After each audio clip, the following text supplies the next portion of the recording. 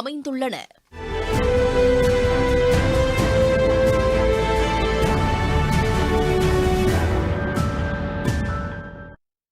எத்தியோப்பியாவில் 12,000 ஆண்டுகளுக்கு பிறகு எரிமலை வெடித்துச் சிதறியது உலக அளவில் புவியியல் ஆய்வாளர்கள் மத்தியில் கவனம் பெற்றுள்ளது.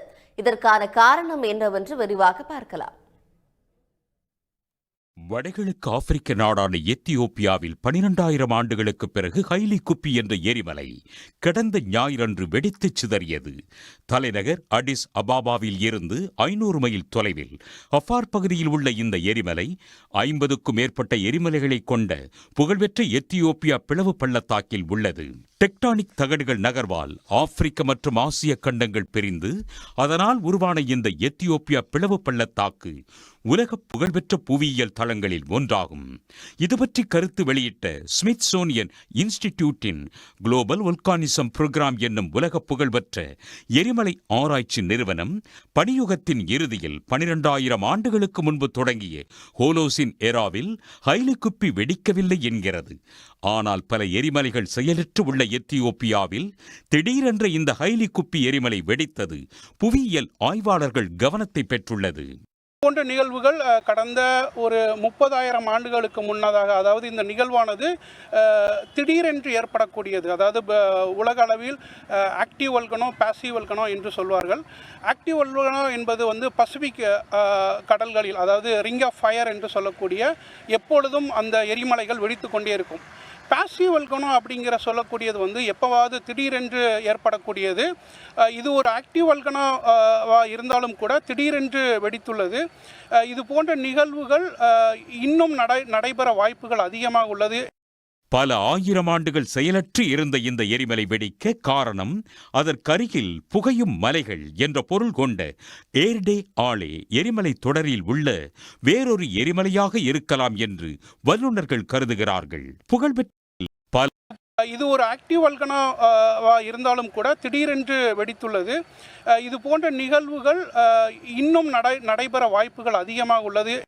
பல ஆயிரம் ஆண்டுகள் செயலற்று இருந்த இந்த எரிமலை வெடிக்க காரணம் அதற்கருகில் புகையும் மலைகள் என்ற பொருள் கொண்ட ஏர்டே ஆலே எரிமலை தொடரில் உள்ள வேறொரு எரிமலையாக இருக்கலாம் என்று வல்லுநர்கள் கருதுகிறார்கள். புகழ்பெற்ற பிரிஸ்டல் பல்கலைக்கழக பேராசிரியர் ஜூலியட் பிக்ஸ் அளித்த பேட்டி ஒன்றில் செயற்கைக்கோள் புகைப்படங்களை ஆய்வு செய்ததில் ஹைலி குப்பி எரிமலை கடந்த சில ஆயிரம் ஆண்டுகளில் வெடித்ததற்கான அறிவியல் சான்றுகள் இல்லை என்று கூறியுள்ளார். ஆனால் கடந்த ஜூலை மாதத்தில் ஏர்டே ஆலே எரிமலை தொடரில் வெடித்த வேறொரு எரிமலை தூங்கிக் கொண்டிருந்த இந்த ஹைலி குப்பி எரிமலையை வெடிக்கச் செய்திருக்கலாம் என தெரிவித்துள்ளார். ஏர்டே ஆலே தொடரில் அருகில் இருந்த எரிமலை வெடித்த போது உருவான மேக்மா எனும் கற்குழம்பு பூமிக்கடியில் நீண்ட தூரம் பயணித்து ஹைலி குப்பி எரிமலைக்கு அடியிலும் அதை தாண்டியும் தெற்கு திசையில் பயணித்ததாகவும் அது தூக்கத்தில் இருந்த ஹைலி குப்பியை வெடிக்கச் செய்திருக்கலாம் என்றும் கூறுகிறார் அவர். நல்வாய்ப்பாக இந்த எரிமலை வெடிப்பால் எத்தியோப்பியாவில் உயிர் சேதம் ஏற்படவில்லை. இருந்தபோதும் எரிமலை சாம்பல் அருகில் உள்ள பல நூறு கிராமங்களையும் சில நகரங்களையும் பாதித்துள்ளது. இதற்கிடையில் ஹைலி குப்பி எரிமலையில் இருந்து கிளம்பிய புகை 14 கிலோமீட்டர் உயரத்துக்கு வானில் பரவி ஏமன், ஓமன் போன்ற நாடுகளை கடந்து பல்லாயிரம் கிலோமீட்டர் தொலைவில் உள்ள இந்திய வான்பகுதியில் கூட சில நாட்கள் தென்பட்டது. அந்த எரிமலை புகையால் பாகிஸ்தான் மற்றும் இந்தியாவில் சில விமானங்கள் கூட ரத்தாகும் அளவுக்கு பாதிப்பு ஏற்பட்டது. இதனால் மேல் அடுக்கில் எந்த பாதிப்பும், அதாவது தரைப்பகுதியில் எந்த பாதிப்பும் ஏற்பட போவதில்லை. ஒருவேளை இதில் உள்ள சல்ஃபர் டை ஆக்சைடு மிக நுண்ணிய துகள்கள் ஒரு இருண்ட மேகங்களாக கூட உருவாகலாம். இதனால் கால சூழ்நிலைகள் மாற்றம் ஏற்படலாம். ஓசோன் மண்டலத்தில் ஏதாவது பாதிப்புகள் ஏற்படலாம். இது உடனடியாக நிகழக்கூடியதல்ல. எரிமலை புகையால் விமானங்கள் ரத்து செய்யப்படுவது புதிதல்ல. 2010 ஐஸ்லாந்து நாட்டில் எரிமலை வெடித்ததில் 2 மாதங்கள் விமான சேவை பாதிக்கப்பட்டது. ஸ்காண்டினேவியா நாடுகள், இங்கிலாந்து உட்பட இன்னும் பல ஐரோப்பிய நாடுகளை சூழ்ந்த எரிமலை புகை அப்போது 95,000 விமானங்கள் ரத்தாக காரணமாக இருந்தது. பொருளாதாரம் மற்றும் வர்த்தக ஆராய்ச்சிக்கான மையத்தின் ஆய்வின்படி இங்கிலாந்தில் மட்டும் விமான சேவை ரத்து காரணமாக 1.45 பில்லியன் பவுண்ட் இழப்பீடு ஏற்பட்டது.